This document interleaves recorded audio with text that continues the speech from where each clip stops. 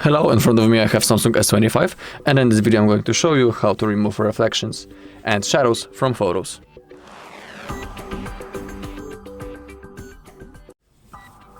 Okay, so open up your camera, then take a photo, and now simply open up the photo that you want. Now click on this edit button right in here.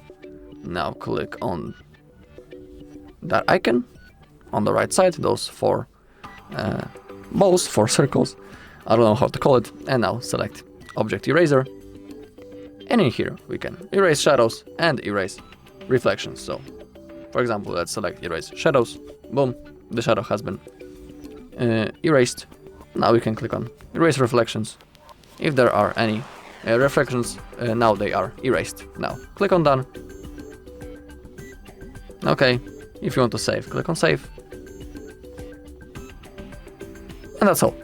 Okay, that's all in this video. Thank you all for watching. If you found this video helpful, please leave a like, comment and subscribe.